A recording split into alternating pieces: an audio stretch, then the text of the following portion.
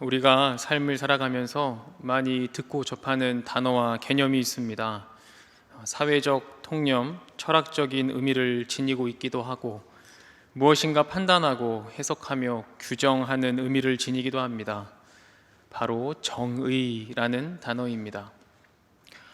정의는 일반적으로 두 가지의 개념을 가지고 있습니다. 첫 번째는 진리에 맞는 올바른 도리라는 의미에서 정의입니다. 한자로는 바를 정, 옳을 의를 사용합니다. 이 정의를 고대 철학자 플라톤은 지혜와 용기, 절제가 완전한 조화가 되었을 때 일어나는 반응이다 라고 설명하였습니다.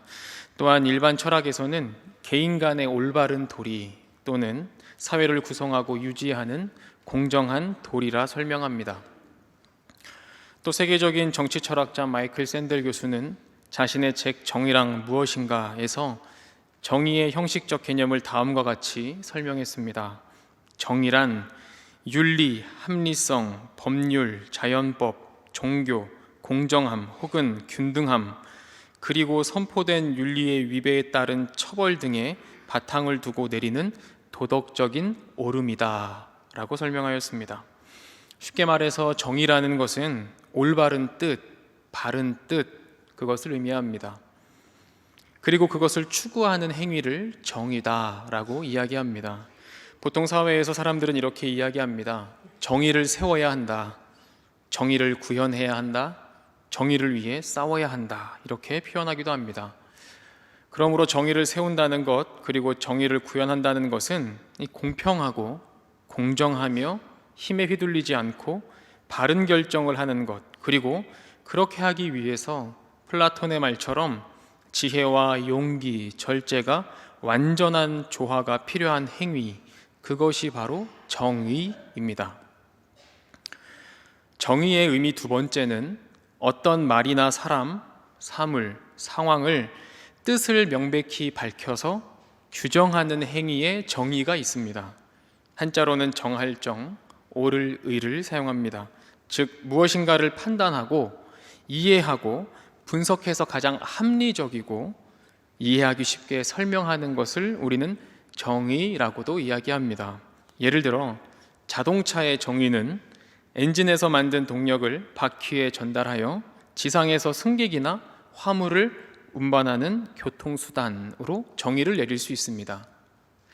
또 하나 더 예를 들자면 교회의 정의입니다. 교회의 정의는 일반적으로 예수 그리스도를 주로 고백하고 따르는 성도들의 공동체라고 정의할 수 있고, 또한 외형적으로는 그들이 모여 함께 예배드리는 건축물로도 정의를 내릴 수 있습니다. 즉 정의를 내린다는 것은 분석하고 판단하며 무엇인가를 규정하는 겁니다. 그러므로 정의 내림의 전제는 판단이 꼭 있어야 합니다. 정의의 의미 두 가지를 말씀드렸습니다. 하나는 옳음으로서의 정의, 즉 세우는 정의를 말씀드렸고, 또한 다른 하나는 판단으로서의 정의, 즉 내리고 규정하는 정의에 대해서 말씀드렸습니다. 오늘 이 두 가지의 정의에 대해서 함께 나누고자 합니다. 첫 번째, 옳음으로서의 정의입니다. 즉 세우는 정의를 먼저 말씀드리겠습니다. 아모스 선지자는 본래 고향은 남유다 드고하였지만 활동은 북이스라엘에서 했습니다. 당시 북이스라엘의 왕은 여로보암 2세였는데 당시의 상황은 정치적 안정과 무역의 발달로 경제 호황을 누리고 있었던 때입니다. 하지만 이들의 신앙의 태도와 도덕적 그리고 사회적 윤리의 상태는 매우 처참하게 안 좋은 상황이었습니다. 그것을 아모스 선지자는 지적합니다. 오늘 본문에 앞서 아모스 2장에서는 그들의 죄악을 이렇게 기록합니다. 첫 번째, 은을 받고 의인을 팔고 신한 켤레를 받고 가난한 자를 파는 행위, 인권 유린이 자행되었습니다. 두 번째, 힘없는 자의 머리를 밟고 연약한 자들의 길을 굽게 하는 행위, 약자를 보호하지 않았습니다. 세 번째, 아버지와 아들이 한 여인과 함께 다녀서 하나님의 거룩한 이름을 더럽히는 행위, 성적 문란으로 하나님의 이름을 더럽혔습니다. 네 번째, 모든 제단 옆에서 전당 잡은 옷을 위에 누우며 신전에서 벌금으로 얻은 포도주를 마시는 행위, 신석모독 행위까지 자행하였습니다. 그들에게 있어서 정의는 찾아볼 수 없습니다. 세울 정의도 없고 옳은 의도 없고 옳은 가치도 없습니다. 정의를 세우고자 하는 마음조차도 없습니다. 심지어 당시 종교 지도자들은 그러한 흐름에 합세하여 타락의 길을 사이좋게 걷게 되었습니다. 그들을 하나님께서는 아모스 선지자를 통하여 이렇게 규정하였습니다.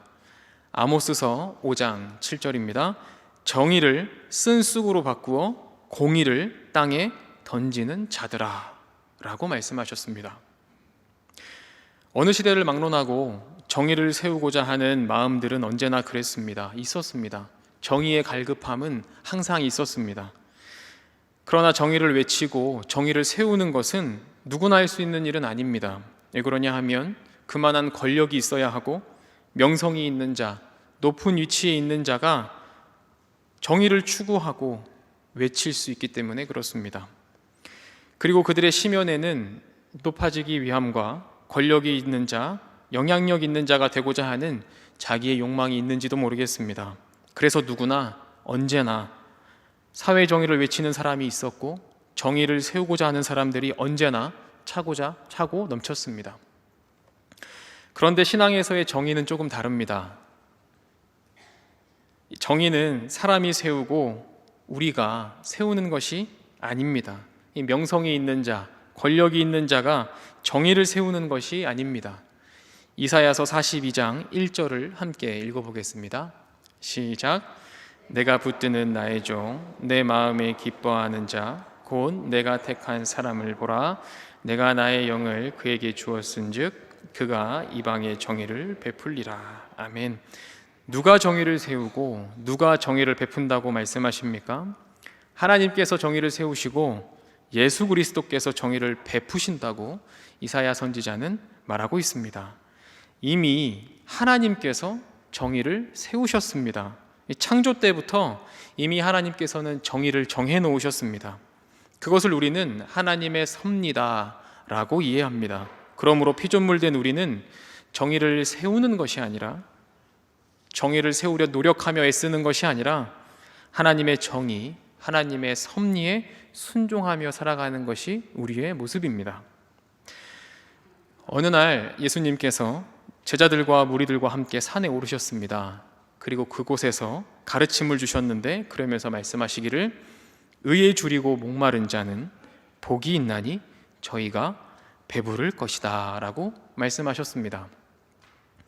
정의를 세우는 자, 의를 세우는 자, 의를 세우고 정의를 세우려고 애쓰는 자가 하나님의 복이 있을 것이다 라고 말씀하는 것이 아니라 하나님의 정의와 섭리, 이미 세워놓으신 하나님의 정의가 우리의 순종과 우리의 삶을 통하여 나타내고자, 드러내고자 하는 자는 복이 있다 라는 말씀입니다.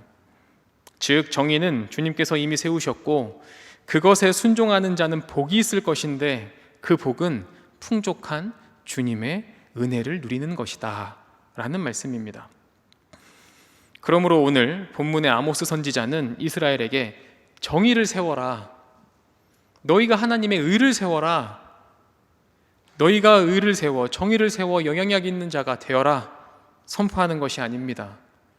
오직 정의를 물같이 공의를 마르지 않는 강같이 흐르게 할지어다. 이 말씀은 하나님께서, 하나님의 정의와 공의는 하나님께서 세울 것이니 그리고 흐르게 할 것이니 너희는 잠잠히 하나님의 섭리에 순종하라, 이것을 선포하고 있는 것입니다.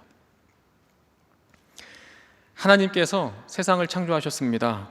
하나님의 생각과 의, 그리고 하나님의 섭리, 하나님의 정의가 하나도 훼손되지 않은 상태, 완벽한 상태가 창조의 때입니다. 그리고 하나님께서는 사람을 만드셨습니다. 사람을 만드실 때에도 하나님의 형상대로 가장 완벽하고 아름답게 만들어 놓으셨습니다. 그리고 그를 아담이라 부르셨습니다. 하나님께서 아담에게 말씀하셨습니다. 창세기 2장 16절과 17절인데요. 함께 읽어보겠습니다.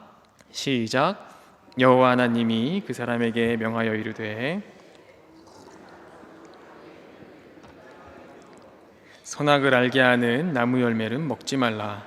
내가 먹는 날에는 반드시 죽으리라 하시니라. 아멘. 하나님께서 인간에게 선악을 알는 그 나무는 먹지 말라라고 말씀하셨습니다. 절대 먹지 말아라. 반드시 죽을 것이다 라고 말씀하셨습니다. 왜 그렇습니까? 이것이 하나님의 정의였습니다. 무슨 말씀입니까? 하나님께서 선악과를 만드신 이유는 하나님과 피조물이 다르다는 것을 말씀하시기 위함이었습니다. 즉 하나님이 세우신 정의는 하나님이 하나님 되심, 사람이 사람됨, 이것이 하나님의 정의였습니다.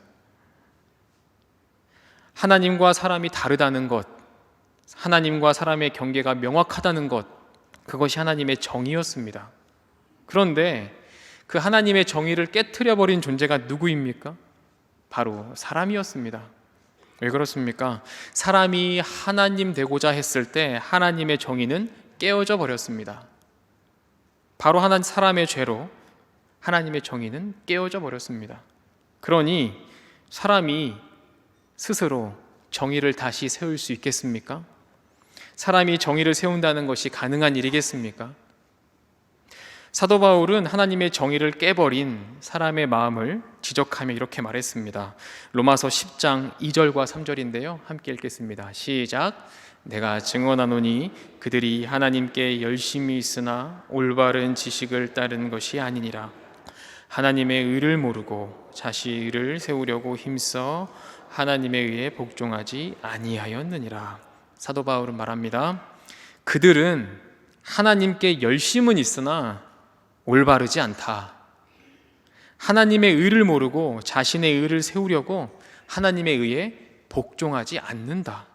이것이 하나님의 정의를 깨어버린 사람의, 우리의 마음입니다.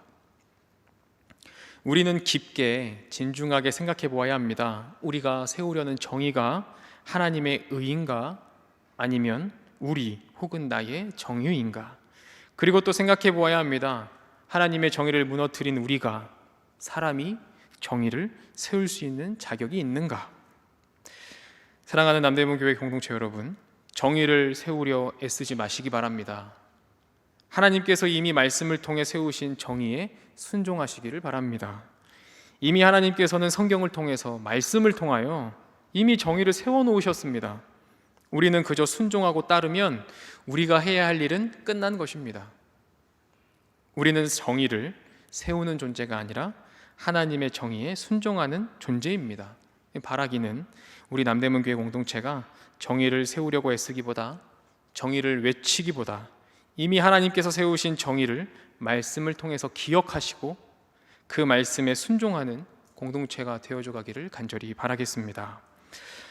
또 다른 정의 이야기를 해보겠습니다. 판단으로서의 정의입니다.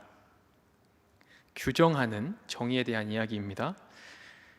예수님께서 예루살렘 성전에 앉아 계셨습니다. 그때 서기관들과 바리새인들이 한 여인을 끌고 와 예수님 앞에 세웠습니다. 그리고 그들이 말합니다. 이 여인이 음행 중에 잡혔습니다. 율법에 돌로 치라 했는데 선생은 무엇이라 말하겠습니까? 그때 예수님께서 말씀하십니다. 너희 중에 죄 없는 자가 먼저 돌로 치라. 그리고 이어서 말씀하십니다. 오늘 본문 요한복음 8장 15절과 16절인데요. 함께 읽어보겠습니다. 시작. 너희는 육체를 따라 판단하나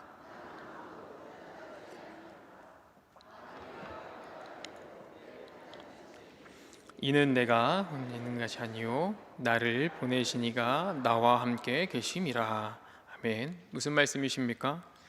너희가 너희 마음대로 판단하지 말아라. 15절에 보면 예수님께서 말씀하시기를 나는 아무도 판단하지 아니한다 라고 말씀하십니다. 오늘 함께 나누는 정의의 개념으로 말씀드려보면 예수님은 아무도 어떤 상황도 판단하고 정의 내리지 않으십니다. 왜냐하면 우리 주님은 외모를 보시는 것이 아니라 본질을, 중심을 보시기 때문에 그렇습니다. 주님은 한 상황을 보고 정의를 내리시는 분이 아니라 본질을 설명하시고 본질을 보시는 분이기 때문에 그렇습니다. 더 나아가 예수 그리스도 그분 자체가 본질이시기 때문에 정의를 내리지 않으십니다. 그런데 16절의 말씀을 보면 혹시라도 만에 하나 예수님께서 판단을 하신다면 그 판단은 온전하고 완벽하며 참되다라고 말씀하십니다. 왜냐하면 나를 보내시니, 즉 하나님 아버지께서 함께 하시기 때문에 예수님의 판단은 참되고 확실하다라는 말씀입니다. 예수님과 함께 하시는 그 하나님 아버지께서 누군가를 판단하시고 정의를 내리신 일이 있습니다. 오래전 출애굽을 성공하고 이끌었던 모세가 가나안 땅이 보이는 모압 평지 느보산에서 생을 마감하게 되었습니다. 이제 이스라엘의 차기 리더는, 지도자는 여호수아가 되었습니다. 근데 일전에 하나님께서 여호수아를 이렇게 정의 내리셨습니다. 출애굽기 33장 11절입니다. 제가 읽어드리겠습니다. 사람이 자기의 친구와 이야기함 같이 여호와께서는 모세와 대면하여 말씀하시며 모세는 진으로 돌아오나 눈의 아들 젊은 수종자 여호수아는 회막을 떠나지 아니하니라.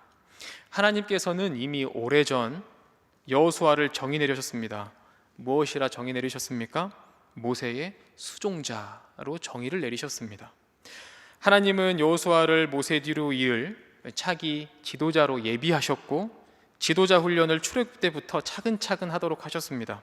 그리고 드디어 모세를 이어 여호수아가 이스라엘을 이끌게 되었습니다. 그리고 시간이 지나 여호수아가 생을 마감하게 되었습니다. 그때 다시 한 번 더 하나님께서 여호수아를 정의하십니다. 여호수아 24장 29절입니다. 함께 읽어보겠습니다. 시작. 일 후에 여호와의 종 눈의 아들 여호수아가 110세에 죽음에. 아멘. 여호수아의 생의 마지막 때에 하나님께서 그를 다시 한 번 더 정의 내리셨습니다. 무엇이라 정의 내리셨습니까? 여호와의 종. 모세의 수종자에서 여호와의 종이 되도록 하나님께서 인도하셨고 지도하셨으며 하나님의 일을 충분히 감당한 후에 하나님은 그를 여호와의 종이다 라고 정의를 내리셨습니다. 즉 정의를 내린다는 것은 사람이 하는 일이 아니라 하나님께서 하시는 일입니다. 그런데 그렇다면 정의는 하나님께서 내리시는 것인데 왜 사람은 정의를 내리고 규정하는 것에 몰두되어 있는 것이겠습니까? 왜 그렇게 결정하고 정의를 내리고 싶어 하는 것이겠습니까?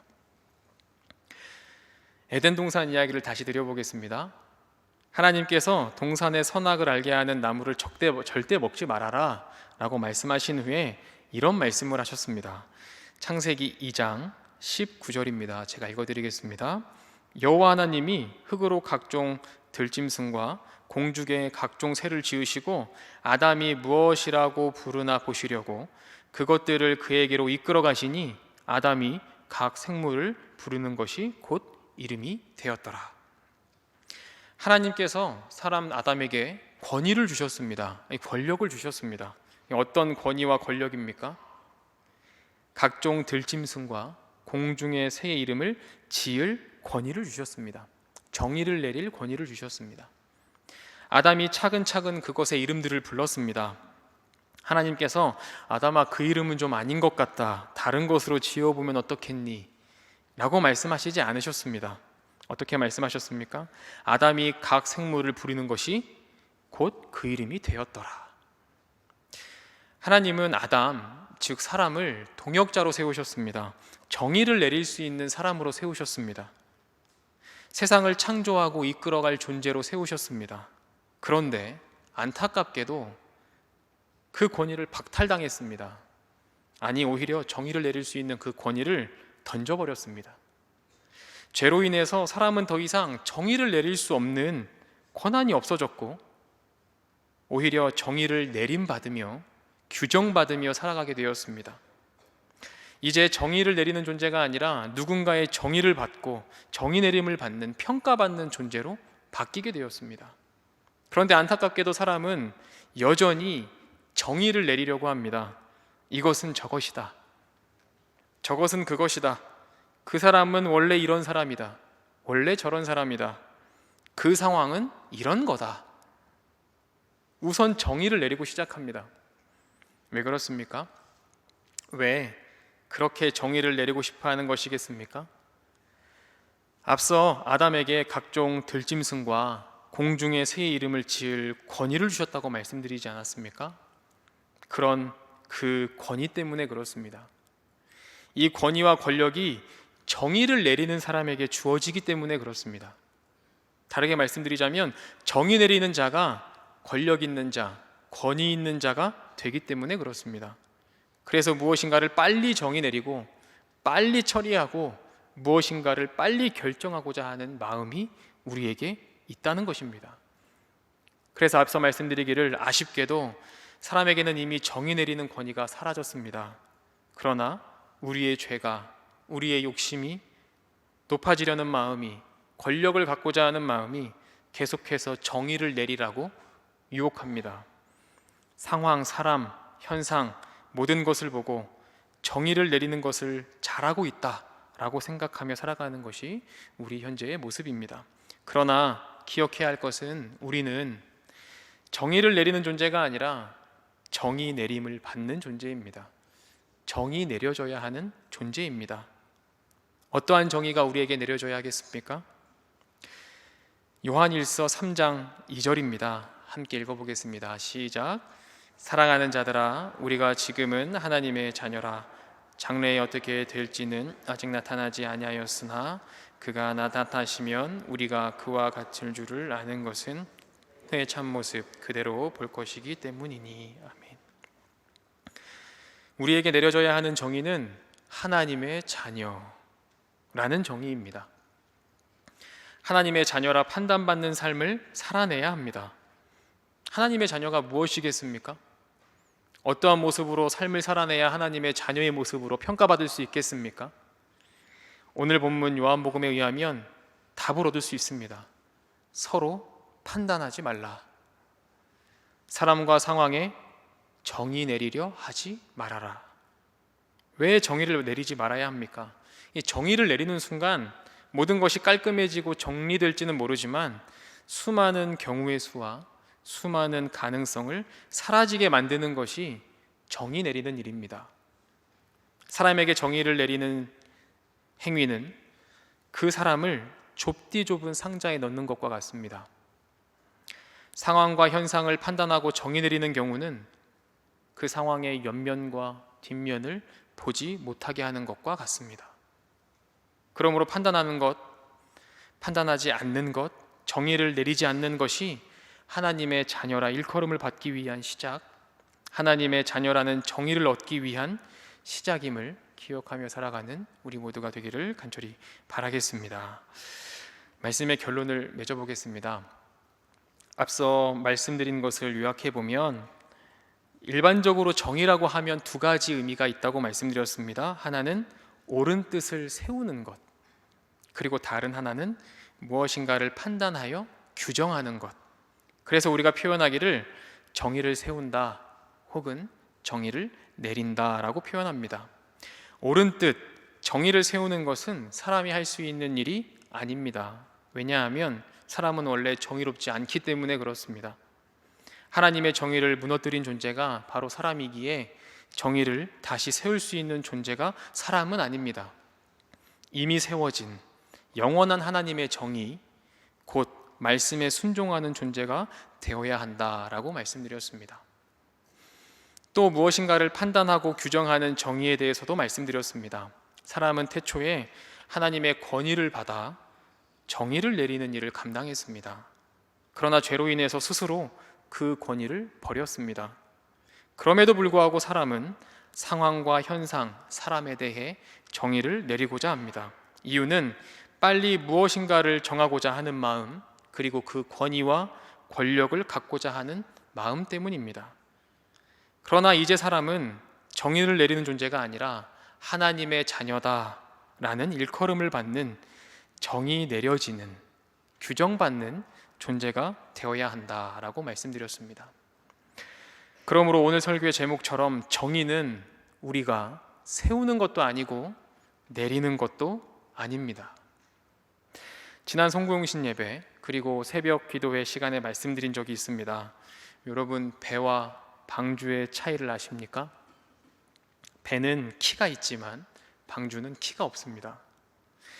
배는 원하는 곳으로 갈 수 있습니다. 목적지를 정하고 그 길을 따라 방향에 맞추어 항해를 하면 목적지에 갈 수 있습니다. 그러나 방주는 키가 없습니다. 가고자 하는 방향으로 갈 수 없고 방향을 바꿀 수도 없습니다. 하나님이 노아에게 방주를 만들라고 하셨습니다. 그 말씀은 즉슨 하나님께서 인도하시겠다라는 말씀입니다. 하나님께서 인도하시는 대로 물 위를 떠다니면 된다라는 말씀입니다. 여러분, 우리 공동체는 배, 방주, 무엇이 되어야 하겠습니까? 만약 우리가 정의를 세우는 일에 열심을 다하고 정의를 내리는 일에 힘을 다한다면 우리는 배가 될 것입니다. 그러나 하나님의 정의를 회복하고 순종하며 우리가 하나님의 자녀임을 증명하기에 최선을 다한다면 우리는 방주가 될 것입니다. 노아와 그의 가족들이 방주에서 살아간 세월이 382일입니다. 그리고 방주에는 노아 가족만 8명이 있었고 온갖 동물들이 빼곡히 있었습니다. 물 위에 떠 있는 382일 동안 노아 가족들은 무엇을 했겠습니까? 서로의 정의를 내리며 정의를 세우며 누가 정확한 정의를 내렸는지, 누가 정확한 정의를 설명하는지 토론하며 경쟁했겠습니까? 아침에 일어나면 날씨를 보았을 것입니다. 아름다운 날씨를 주신 주님께 감사하고 비를 그치게 하신 주님의 그 섭리에 감사했을 것입니다. 그리고 아침 식사를 하기 전 샘은 1층, 함은 2층, 야벳은 3층 동물들을 돌보았을 것입니다. 아버지 노아는 동물들의 먹이를 준비합니다.